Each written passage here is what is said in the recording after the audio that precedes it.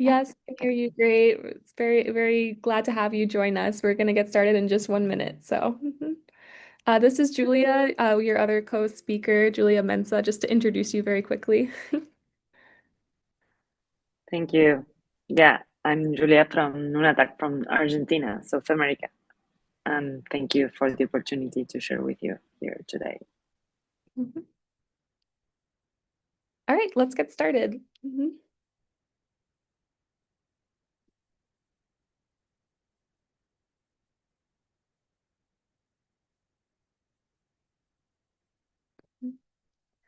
Hi, everyone. Welcome to our UN at Your Doorstep dialogue on ecosystem restoration. We're just waiting for other people to join us to connect to audio, but please put in the chat where you are calling in from, where in the world. We're really excited to engage in this conversation with our special guests today. Before I hand this over to our partners at the Foundation for Environmental Education and Riza Hanselman, who is the International Coordinator of Education there, I just want to go over some brief housekeeping and background on the event today. Firstly, just to say, this is part of the UN SDSN's Ages of Globalization program, which is an online course by Professor Jeffrey Sachs. And we have a series of live dialogues each month called UN at Your Doorstep, where we bring in world leaders, where young people have the opportunity to speak and raise their voices and engage directly with UN officials on how to solve humanity's greatest challenges. So you're joining the seventh dialogue in this series, and the topic today is on ecosystem restoration. So first, a huge thank you to our partners for the collaboration on the UN at Your Doorstep event, including the Foundation for Environmental Education and Compass Education for supporting us in creating the pedagogical resources for this session. In this session, you will hear from two speakers, Natalia Alesiva, who is the coordinator of the UN Decade on Ecosystem Restoration, as well as from Julia Mensa, who is the CEO and co-founder of Nanotech Bio. So we're very excited to hear from them, and Riza will give us a little more of an overview into the session and their background. Next slide, please.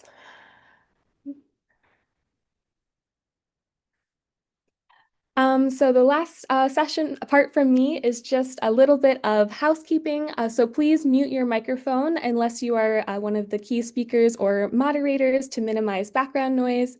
Please use the chat for questions, comments, or to share your thoughts or to share your ideas on the topic of ecosystem restoration.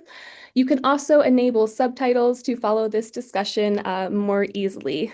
We encourage you to turn on your camera so we can see you and we can engage in this dialogue. And also have your phones ready because we'll have a series of interactive polls to get your thoughts on this topic. Our team is online, so if you have any issues, please message us in the chat. So I'm going to hand it over now to Riesel Hanselman from the Foundation for Environmental Education to give us an overview into this topic and the session today. Over to you. Thank you, Amanda. Hi, everyone. My name is Riza, and it's really great to be here with you all today to talk about ecosystem restoration. As Amanda said, I work for the Foundation for Environmental Education, or FEE, and we're an international environmental education organization, and we run programs in over 80 countries around the world.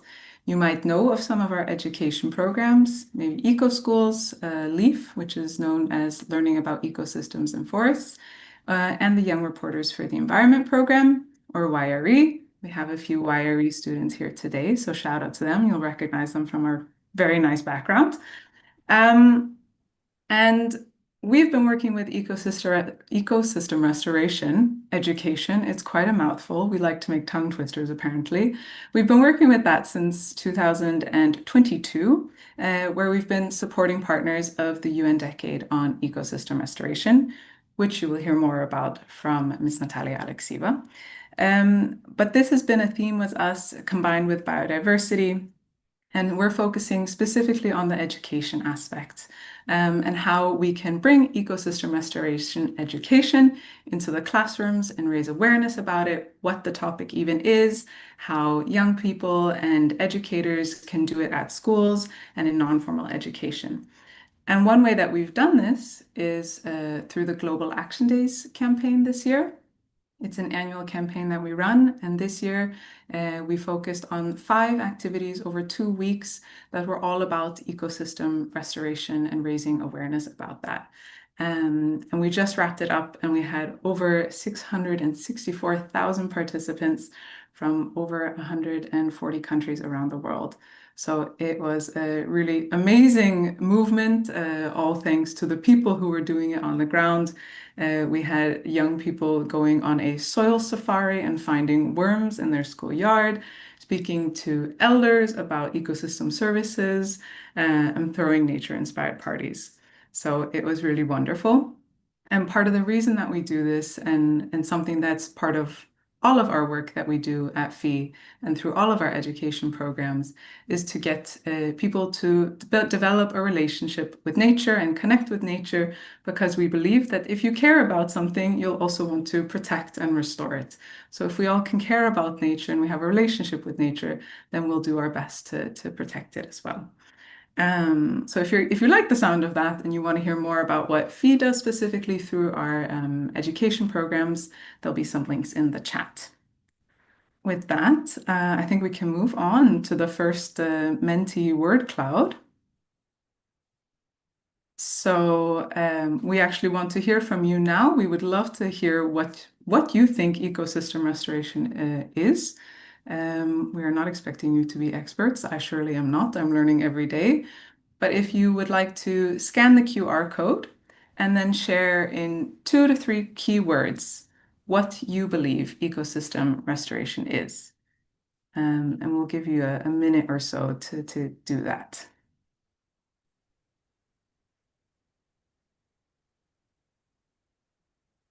I believe the link will also be in the chat, potentially. Yes, it is.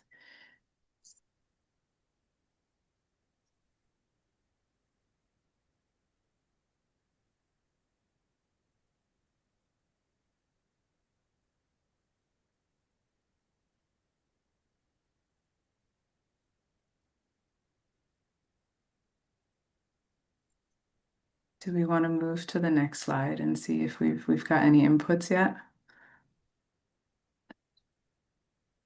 Look at that. Amazing. Okay. So we have health, nature, healing. That's beautiful. I like that one. Common good, essential, saving the environment. Amazing.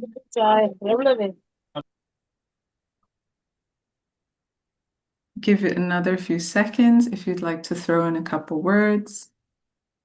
What do you think ecosystem restoration is about?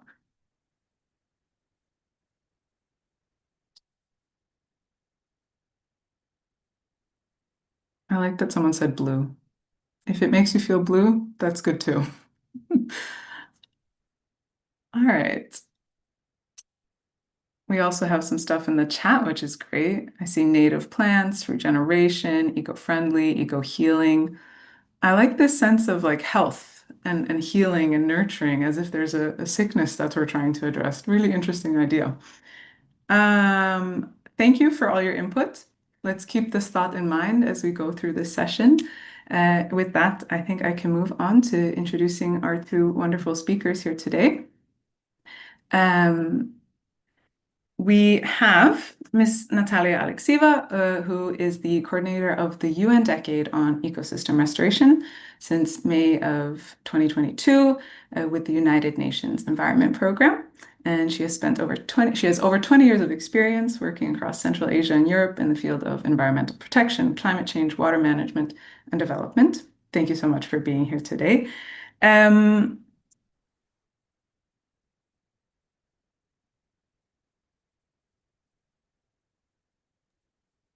Hi, Reza, you're muted. Sorry. Okay. Then I'll keep going. And the other speaker we have today is Ms. Julia Mensa, who, as Amanda said, is an entrepreneur and the co-founder and CEO of Nunatak Biotech. And you have developed innovative wildfire prediction projects using artificial intelligence. And you're working alongside scientists to develop products to sustainably improve crop yields and adapt to climate change-induced stress conditions. Thank you both for being here today. I'm going to hand it over to you in a second to just briefly kind of explain why ecosystem restoration is important to you, and maybe give like a concrete example on how you have personally or professionally been dealing with this topic. Natalia, I'll hand over to you to start. Thank you very much, Risa, and I'm really happy to be at this panel and at this event today. And maybe just starting with a kind of personal angle, I've been trained as an environmental protection person, and I've been doing master's, and then I was going through the PhD studies. So meaning that I'm professionally kind of environmental person, but speaking about restoration, for me, why it's so appealing, because it's very positive agenda. I remember that we've been criticized, especially I've been also, not all my life with the UN, I've been also working with NGO. I was also teaching at the university. And some people were saying, oh, you're always coming with some problems. You're always coming with climate change. You're coming with pollution. It's so bad, it's negative, whatever. But what I like about restoration, it's positive. Yes, we were not that kind to our land and our ecosystems, and that's why exactly I really like the way how people are referring to healing exercise. But that's exactly healing, and that's something what we have to do, because it's our common land, our common house, our common home, how to say, right? And that's something which I think also is uniting all of us, because you cannot, I mean, of course, you can do localized ecosystem restoration, right? But looking at the degree of degradation at the moment, we're saying that more than 40% of the land is degraded, right? We have really to scale up. We have really to do our own work in all the countries, in all the continents to restore. And referring to the practical examples, since I'm coordinating the UN Decade on Ecosystem Restoration, we have so-called flagships, which are exactly the initiatives which are restoring the different types of ecosystems, also blue ecosystems. So good that you've been mentioning the blue, because it's not just about planting trees. It's not just about reforestation or whatever, but you can restore different types of systems. You can restore oceans, you can restore shrubs, whatever you have around you, right? So you should not be always fixated only on green trees. And maybe just to bring also some other elements, how you can also be within this movement. We're saying that it's a generation restoration, because we don't have time to wait. It's really sense of urgency, also referring to sustainable development goals, which are running till 2030. So the UN Decade is also running within this time scale. So that's why we're really looking at more and more supporters, and that's why we're inviting everyone to join so-called generation restoration, because we believe it's our common goal and we have to be working here all together. Thanks. Probably I'll stop here because of the time. Super, thank you. I really like your point of it being like a positive action, actually. Julia, over to you. Okay, thank you. Thank you very much. It's a pleasure to be here. So in my case, I studied international relations in my past, then political science. And when I studied in Paris 1 year, and then there I realized like the importance about the environment and the environmental policies. And when I come back, I'm from Argentina, South America, the very south of South America. So I realized that I wanted to do something related to solve problems in the environment, but then in the public sector, for me, it was very difficult to find solutions or to use technology innovation. I really like how we can use technology innovation to address different challenges. So I became an entrepreneur. I didn't like, it was not in my idea, I don't know, five years ago. I want to share that with you. And actually it was the restoration ecosystem that invited me to join me as an entrepreneur. And I really like what Natalia points about, about the common, our house or our common place where we can not like connect different dots, different stakeholders. And something that I really like about restoration is protect life and protect other species.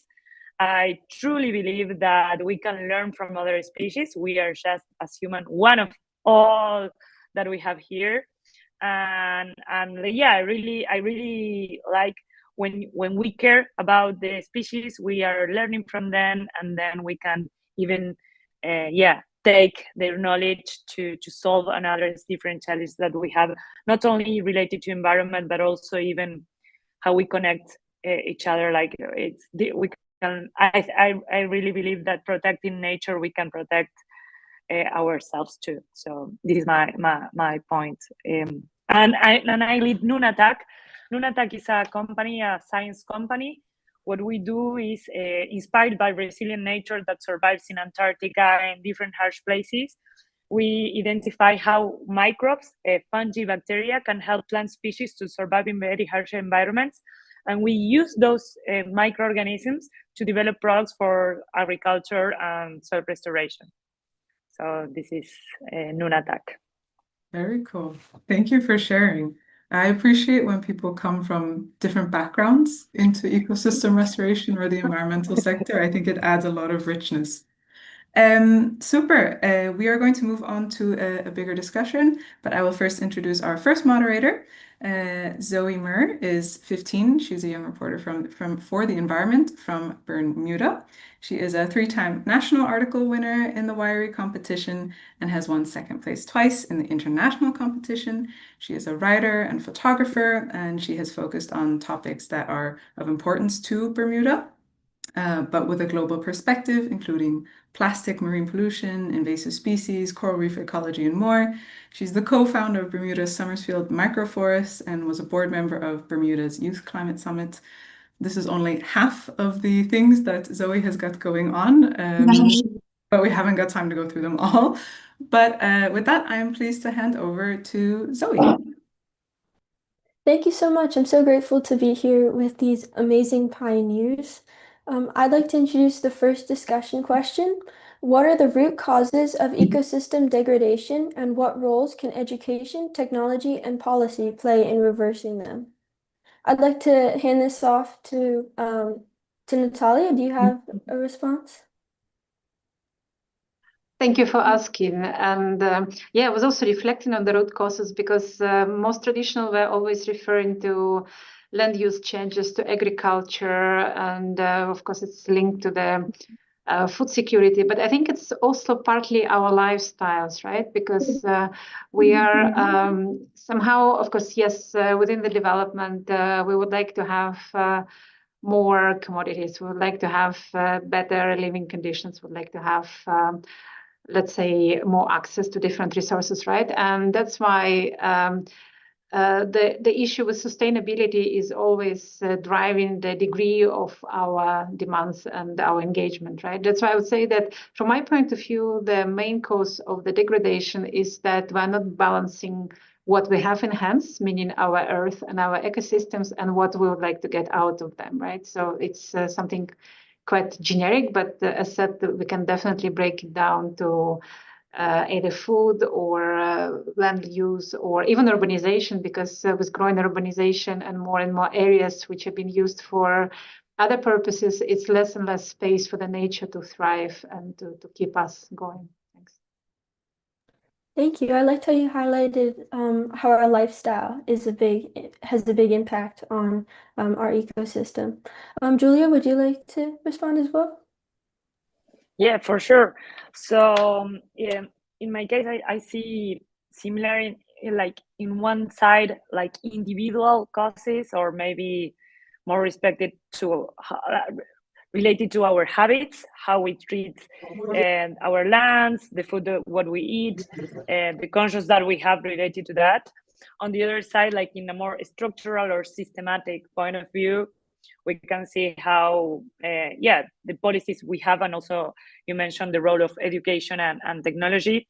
For me, it's crucial the role of technology and science, because we have really complex challenges. I mean, with the global chain of for example, of food is so complex, and we can like add value in or change or transform any part of the industrial process, but also the different products that we use in the different parts, from the seed to the table. There is a huge process and different products that we are using. Some of them, most of them nowadays are not very environment friendly, so we have to change that. And in order to change that, we need more investment but in order to develop new solutions, new technologies, new materials, new processes, new actually tools. And so for me, the role of technology, it's crucial to change how we have the industries today, right?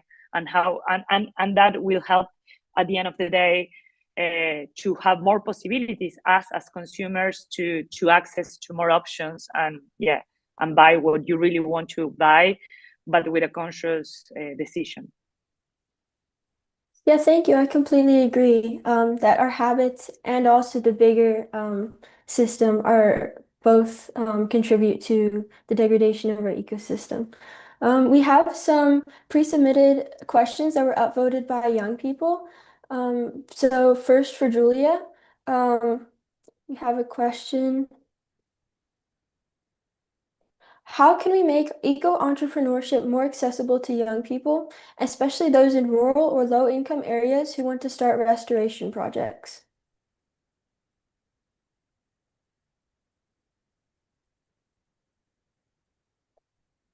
Oh, I think you're muted.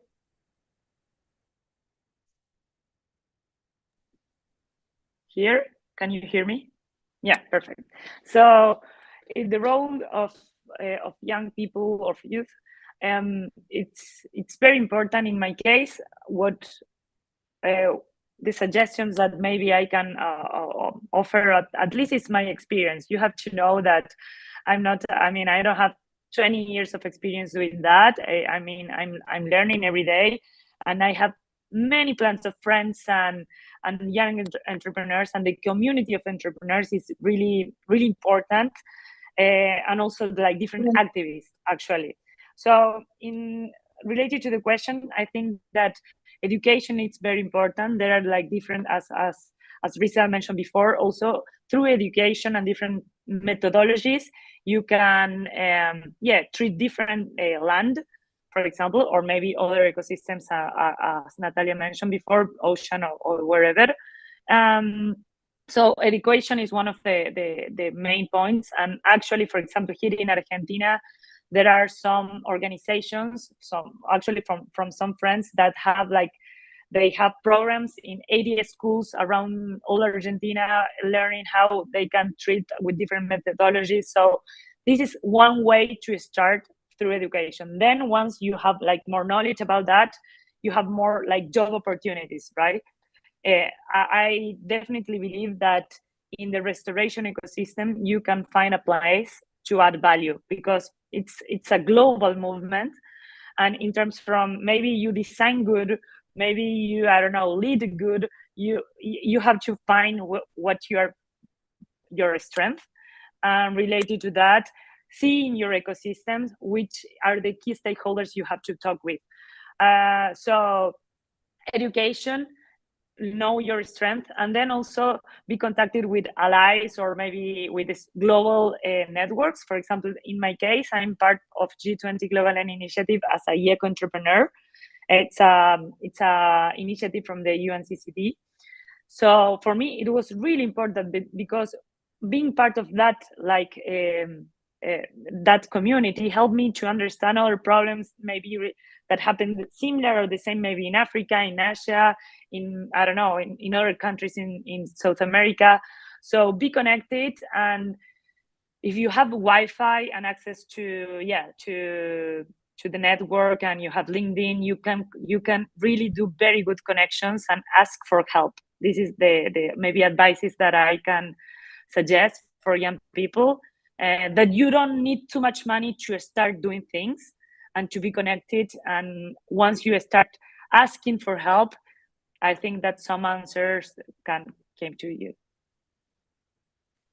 Thank you so much. Yeah, I liked how you focused on how education is the starting point for action. That's really important, and of course, action is the final goal. Natalia, we also have a question for you from young people. One second. Ecosystem regional diversity specifics are not widely available. How do we organize information and simplify eco-action for masses' daily conservationist habits? Thank you for asking, and maybe building on what was coming from Julia, I would say that it's a lot of opportunities. So even if we don't know sometimes something for sure, if we're not 100% through all the data, I believe we can really act, and we can always find some meaningful engagement. I'll just provide some examples for you, which hopefully would inspire to engage, because what we have also in general, I think we're sometimes struggling to connect these high-level science and the global data we have to something very local and something understandable to simple people, to people being engaged. And that's why, for example, what we're also working, as you indicate, we're trying really to unpack and bridge all this different data and different knowledge.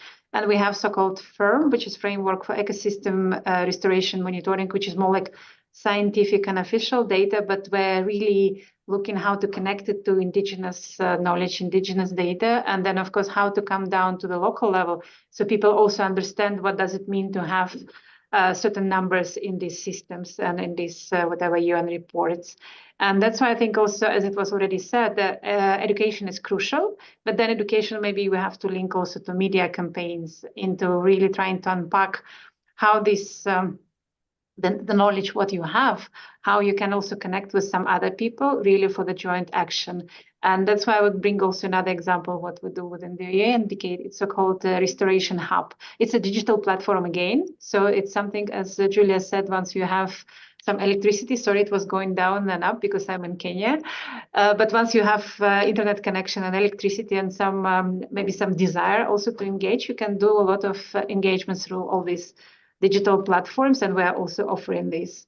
And maybe just to also connect down to a very, very local level, I think we have to see how to link these grassroots organizations to youth, to schools, to just people living in certain ecosystems, certain locations, in a way of really trying to support them teaming up, and then probably bringing also these very practical and clear solutions based on whatever they know and based on the data coming.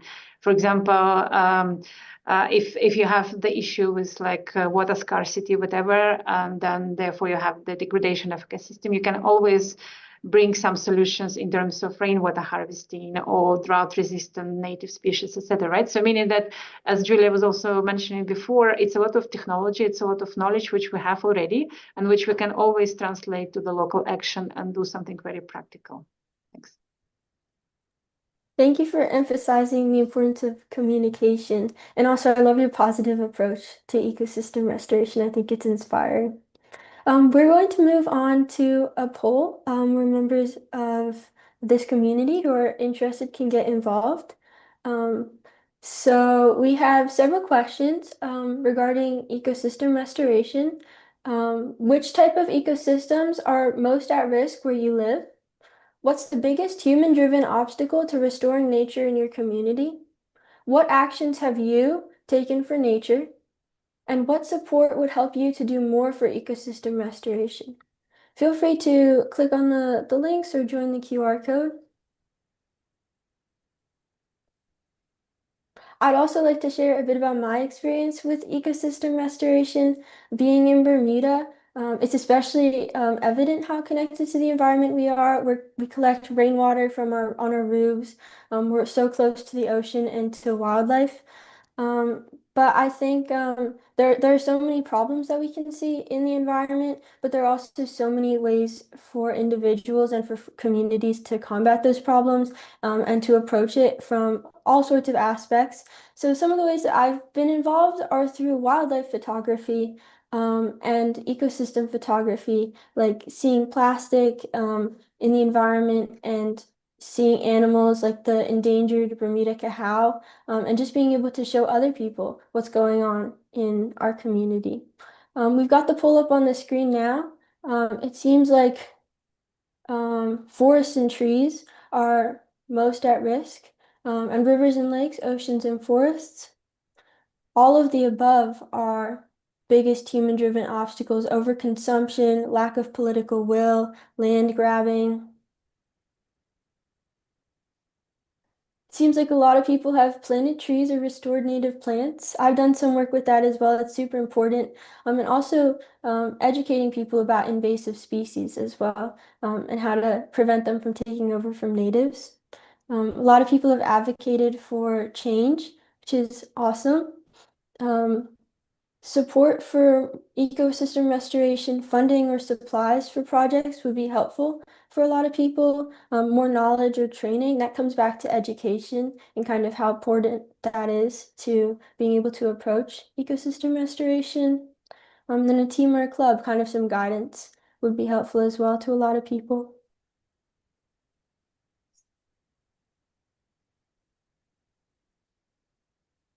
I would also completely recommend just getting involved in any way possible.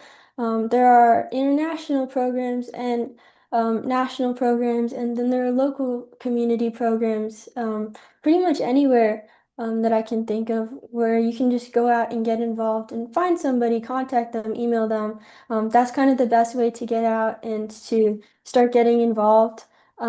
I think just getting involved in any way you can is what I would recommend to anyone who's really wanting the opportunity to act and to shape the future.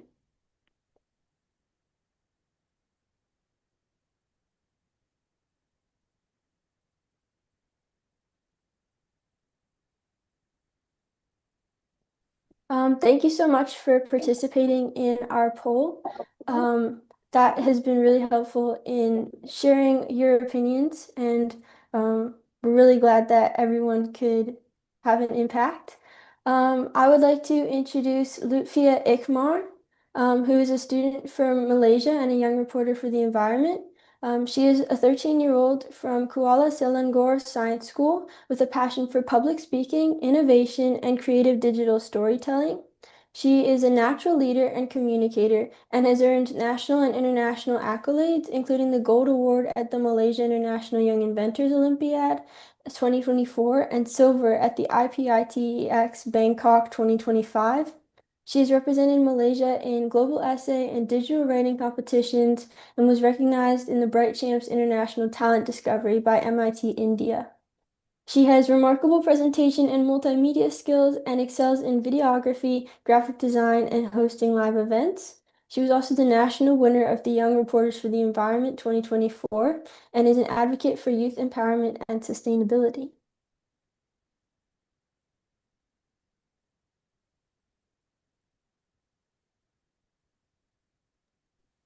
Hello. Hey, a very good day to everyone. Hi, my name is Sophia Ikmar. I'm from Malaysia and I'm actually turning 14 this year. First, before we proceed, I would like to say thank you to all of my teachers, especially my headmistress, Madam Fajitul Akmar Noor. So, today, right now, I would like to introduce our next question, our second question for our discussion, which is how can young people like me drive locally led restoration efforts that respect nature, culture, and community needs? Now, I would like to invite Natalia Alexieva to give her point of view of this question. Thank you very much for asking the question, because I was also thinking how exactly we can also motivate everyone who is now at this meeting and the call really to do some practical activities. And I think that exactly as you mentioned, the local context is very important, because we have different types of ecosystems around and different needs of these ecosystems, but we have also different cultural needs and different let's say community needs as well, right? Because it's a joint process. So that's why I believe that young people who are let's say native in certain communities, they are always also very good innovative kind of speakers and innovative movers, right? So that's why my kind of response would be probably that youth should be innovating than mobilizing maybe a bit themselves, but also people around in the local communities. And then, of course, trying to move beyond the communities in a way of raising awareness and also influencing some decision makers, maybe even on the higher level.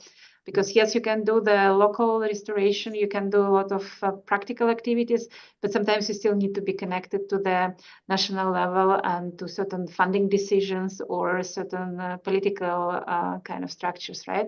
So that's why I would say that I see young people as a kind of maybe a bit challenging status quo and bringing this new energy and new kind of model into restoration. And that's why exactly I would also bring another practical element, what we have within the UNDK, it's so-called youth task force.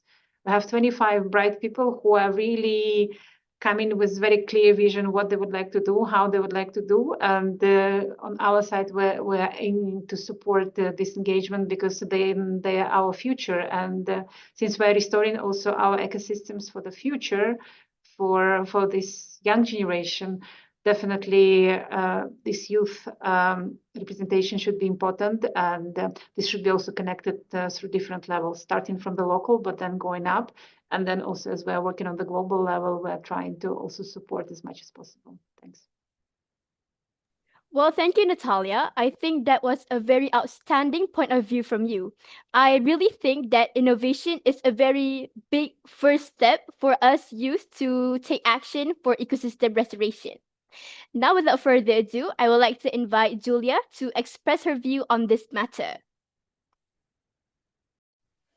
Thank you. Thank you very much for the question. And just to add, maybe young people can make things funny and we can enjoy while we work, right? So that energy, I think that is crucial that we have to have. Like actually nowadays, I mean, I'm always trying to enjoy more while I'm working hard, right? So young people also, what I think is, first explore different roles maybe in an organization. Maybe I mean, you can you're very good like using phones and doing social media and communicate. Maybe you can make videos, or maybe you want to, I mean, you can explore different roles in order to have a particular purpose. So first, maybe explore different roles. Maybe what do you like more, and try to testing. Okay, maybe, yeah, I like to take the pictures, I like to communicate, I want to, I don't know, make an activity in my school or in my university, or I don't know, in your neighborhood. I mean, depends where you are, or where do you want to make an action. Then first, before that, I think that see around you which problem you see every day that you want to change. Maybe it's a starting point or a starting question that you can start, right? Or maybe in your school you like, I don't know, whatever, or maybe do you want to work in your city? So try to find that problem that you feel like you have a particular sensitive that you want to spend your time and your fun and your joy on that. Once you have that problem, start exploring which is your place or which can be your place there, and test. I mean, it's not easy to find your strength and how you have like to offer and to. I mean, it's something that it's little by little. It's like a kind of journey, and you have to test if you like, if you're not.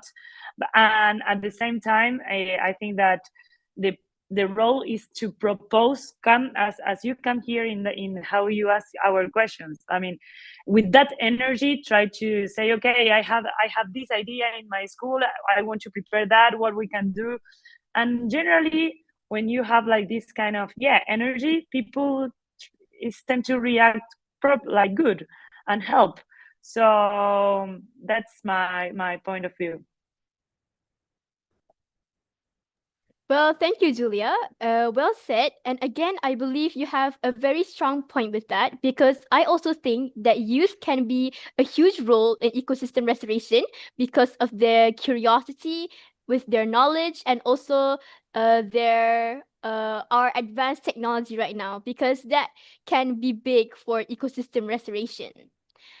Okay, so now I have one additional question pre-submitted and outvoted by the young people.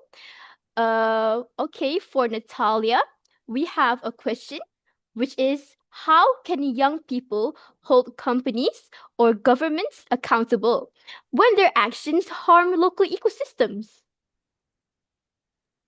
Yeah, that's a very good question because, again, as we started to discuss, young people are much more active and they also know quite a lot of new technology kind of developments and tools, whatever. So I think what I would say that the entry point is really maybe trying to document, because there have been some references before to the photography and whatever. Once you have data and once you have the proof in your hand that something is done wrong, that's the starting point. And then, of course, you can, again, with all these social media, with all these digital platforms, you can also mobilize people around you. Maybe starting just with your friends and your schoolmates, but then going hopefully to the local governments and also some other supporters around you, maybe NGOs, maybe, I don't know, some local communities. And then, of course, probably if this should be escalated, then, of course, working with legal or advocacy groups, really even more kind of on the higher level, really trying to bring more clear responsibilities in terms of the governments and some decision makers in order to stop this illegal type of action or damage towards ecosystems. And I think also youth, as we said, they're quite innovative in terms of thinking. You can always challenge the current, how to say, way of doing things. And for example, you can even boycott certain products or certain type of activities, right? You can always try to come with this innovative type of things in terms of public campaigns. What do you do? Because currently with all this, even like TikTok and all these challenges, right, people are doing around, you can also even bring this type of negative publicity into certain illegal actions by the companies. And even this may be even more kind of damaging than just the fine from the government, because the fine from the government would just ask for some money, whatever. But if the community or if people are able really to boycott certain services or certain activities, there would be no demand, no market for this company anymore to survive, for example, right? So that's why I think that we have to look more in terms of how this type of youth movement and youth engagement can really lead to this practical action and empower also them in order to see the results of their attitude, right? If they really see some wrongdoing, it doesn't mean that you just have to shut down and just let things go, right? You can always protest, you can always engage, you can also prove certain things through and engage also some other help and some other supporters around you. Thanks. Thank you, Natalia. I think your saying also highlighted that social media or technology can also play a big part in ecosystem restoration, especially with youth taking charge over social media in these days. Now, I would like to invite Julia to answer the question. The question is, in many countries, land ownership laws make it hard for communities to restore degraded land. What can youth do when the access is limited? I would like to hear your saying on that. Thank you. Thank you very much for that question. And yeah, it's a challenge in some cases, but something that I learned that you have to share how with the value that you are offering. I mean, in land restoration, we can do business. And I think that it's important to have that in mind too. Because sometimes it's when you, for example, if the ownership of the land you can't access, but you find and you design a process, for example, regenerative agriculture, or you can show that with particular nature-based products, you can increase even the same yield or even better yield with using nature. You can show, for example, that the farmer or the productive side of that land can achieve their goals at the same time that being sustainable. I mean, you can make money and being sustainable at the same time. I think that it's important to have in mind when you have a challenge, because it's not something that I learned like at the beginning, right? It's actually, it was when it's hard, because sometimes you have to find the way that other people that maybe is not now interested in the same, I mean, they have other issues, other needs, and other problems. So I think that it's very important to try to understand which are the pains they have and how much money maybe they can pay to solve that pain.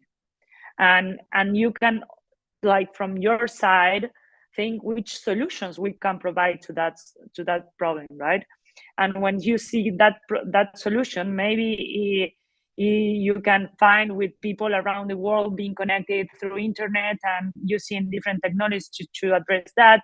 And then you, I don't know, apply to a particular challenge or whatever. I mean, you can participate in global conversations about this topic and how we can address this kind, and then you can start finding resources and start building little by little a project that can address like complex challenges, but at the same time trying to show the value that at the end of the day restoration will show. Sometimes you have to show, like, in terms of yield, for example, in terms of yield in terms of agriculture, for example. So that will be my suggestion.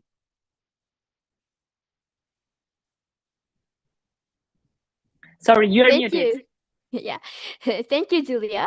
So from your point of view, I think that you tried to highlight that business ethics is also important for youth. Youth needs to make sure that business ethics is also part of their daily life skills, because that is important, because business is a part of almost everything in these days. Thank you, ladies, for answering both of these questions. Now I would like to invite all of the audience to engage in a collaborative action brainstorm. This is to make sure that all of us can brainstorm impactful youth actions for ecosystem restoration. So all of the audience can just scan the QR code that is appearing on your screen right now. The question is, how can youth be a main driver of global scale change for ecosystem restoration? Okay, ecosystem restoration. My thought on ecosystem restoration is that ecosystem is a very important thing for us. Ecosystem is where we live. Ecosystem is a part of our life. So if we don't restore the ecosystem, how are we supposed to live in this world? We can all see from our ecosystem being damaged, such as global warming, climate change, and all of that. So I think ecosystem restoration is a very important thing, not just for youth, and also for all the previous generations. For Malaysia, Malaysia is actually actively working on ecosystem restoration, particularly focusing on forests and mangrove conservation, just to let all of the world know. So we would like to see the results now. Okay, one of the ideas I see is they can be innovators, seek ways to create without destroying, be activists, and try to live differently. Youth can be powerful drivers of global scale change for ecosystem restoration because they bring energy, innovation, and long-term commitment. I agree with that, actually. I think if we don't take action now, we won't have anything to save in the future. Yes, I like this very much because, yeah, if we don't take action now, we will regret it in the future. It's kind of like that. Organize awareness raising campaigns with friends. Yes, we can also raise awareness even between all our friends or our school or our community. If we can't raise awareness in global scale efforts, we can just raise awareness between our friends, community, family, and so much more.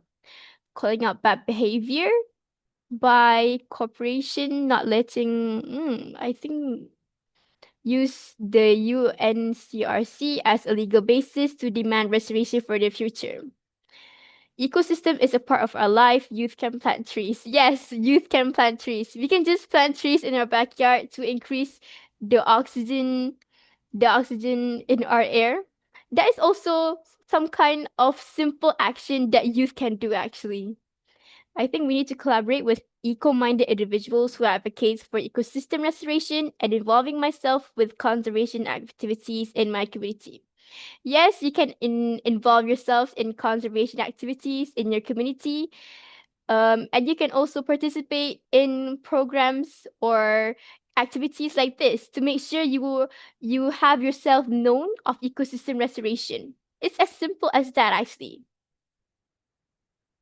Use social media to encourage others to change to sustainable habits. Yes, that is what one of our speakers highlighted about social media. Spread awareness through social media, education at school, at home, action step by step, implementing day by day, sharing creativity and responsibility. I think education is a very uh, it's a very necessary thing to implement between youth and also awareness. I think that young people can have such a loud voice that needs to be heard. I think so too, actually. Okay, that is the end of my part. Thank you very much for having me. Now, I would like to hand over the floor to Gustavo Nascimento, environmental studies and anthropology student at Brandeis University of Brazil, and a member of the Youth Advisory Committee, YAC, for the Science Panel for the Amazon.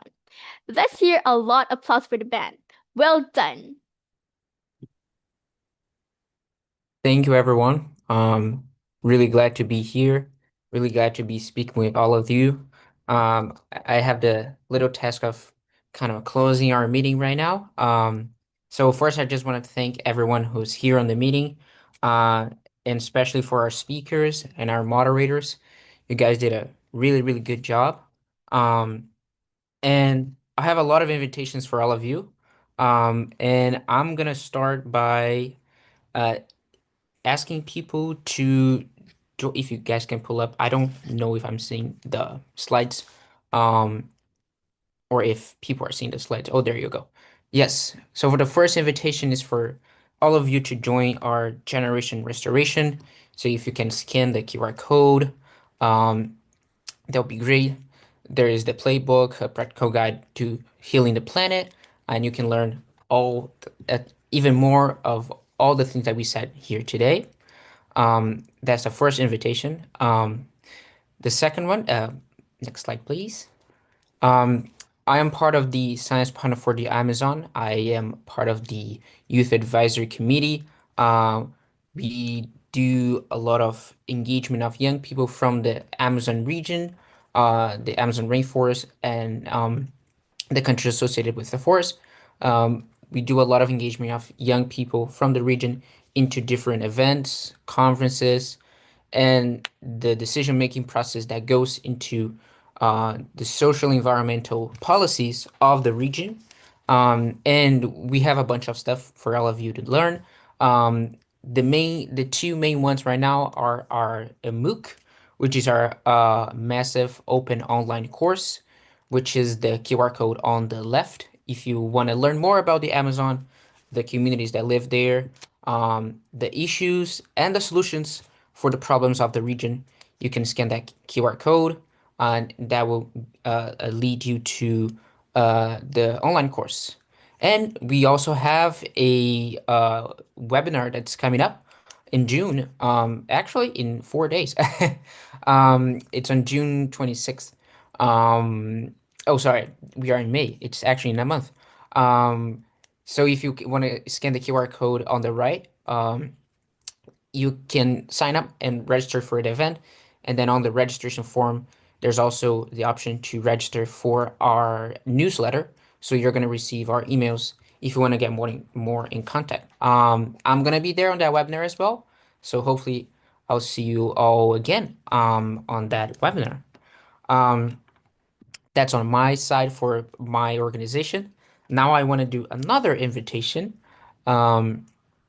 which is for if you guys can scan another QR code. Yes, a lot of QR codes today. To join our social media challenge on the hashtag Our Voice, Our Power. The document on the QR code is going to explain exactly what you would do, so I won't go over won't go over that just because of time wise. But if you want to join us and take part in this educational journey for restoration, please do that. Um, and now I would like to introduce all of you our three young people who are who are taking over the social media for the SDSN. They have been doing this for the past about a week. They're going to continue doing that. Um, and so if you guys can pull up the slide, please. Um, I think we do have a yes, we do. Um, so we have here three amazing young people who are going to take over the social media, and they are Rafael, a student from Brazil. Then we have Sapphire, a student and young reporter for the environment from Scotland. And then we have Leah, um, also from Scotland, another student and young reporter. So if you guys want to say a little hi, now is the time to do it. Hi, everyone. I really appreciate all the support. It was such a great discussion about ecosystem restoration. And honestly, it's my favorite topic because my school works a lot with it. So, also, the social media takeover was awesome. I loved working in a great group. It was an amazing making a video about my own country, Brazil, sharing a bit of the reality here. So yeah, the takeover was a really great experience, and now I'm going to pass it over to Sapphire. Hi everyone, I'm Sapphire from a tiny island in Scotland. I'm 14 and I've been part of this takeover. So I just want to say thank you, it's been amazing. I want to let you know that we're all going to be posting a short video very soon on our views on ecosystem restoration. And for me, it's all about the coast because I live right in the middle of the Atlantic Sea. So um, yeah, so just keep an eye out. And now I am going to pass on to Leia, who's going to tell you more.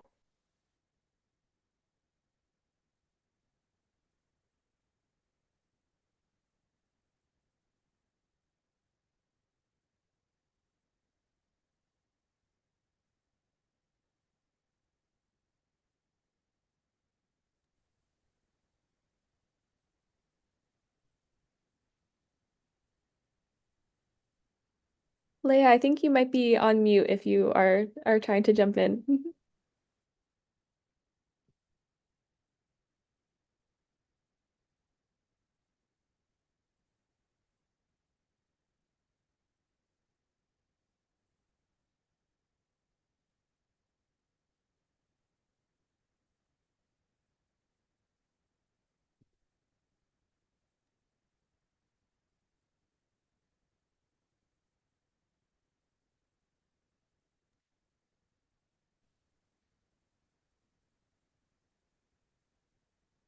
Hi, Leia. We can't hear you. Are you on unmuted?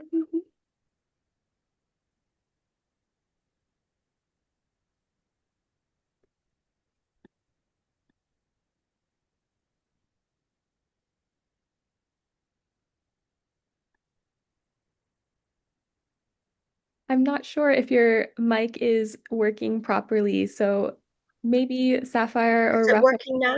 Oh, yes, it is working now. Yeah, there you go. Perfect. Sorry, I'm new to Zoom, so I'm not entirely sure of it very well. No, my name's Leah. I am from Aberdeenshire in Scotland. Um, and I will be doing a video tomorrow about dam restoration.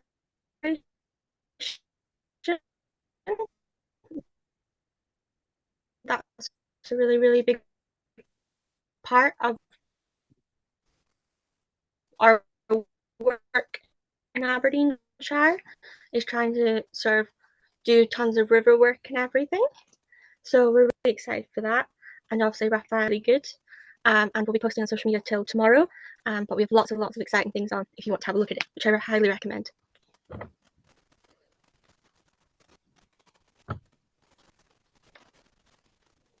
Awesome. Thank you, Leah. Thank you, everyone. So now I see on the chat that people are asking for the links. I did my best in putting the links for the science panel for the Amazon, in case anyone wants them, or reach out to me some way. I can happily. I'm gonna put my email in the chat just in case. I don't know about the other links, but I'm sure we can figure out how to send those to people. I feel like the QR codes are not the best option according to people in the chat. So we're gonna try to do links for the future. But in any case, I want to thank everyone for being here, and for joining us on this meeting today. We do have an optional peer engagement, peer exchange session, which is gonna take for about 20 minutes. And it's gonna start in just about a minute. And we're gonna go into different breakout rooms to discuss more about this meeting and just to get to know more of each other. But I think I can say that the meeting is officially over.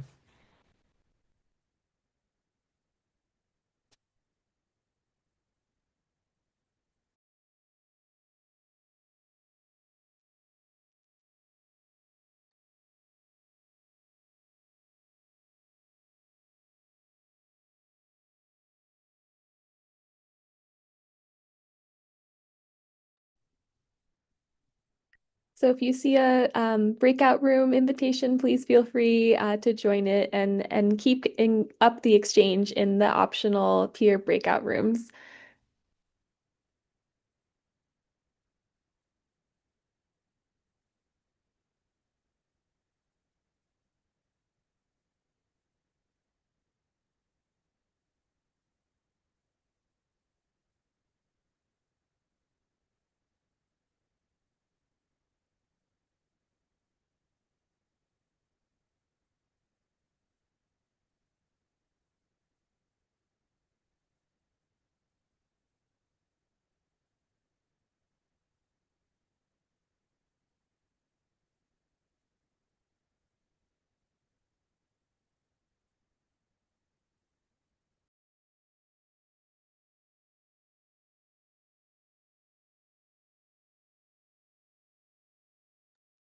So if anyone needs to be moved to a breakout room, please let me or my colleague Katia know, and we can move you to a breakout room to continue the discussion.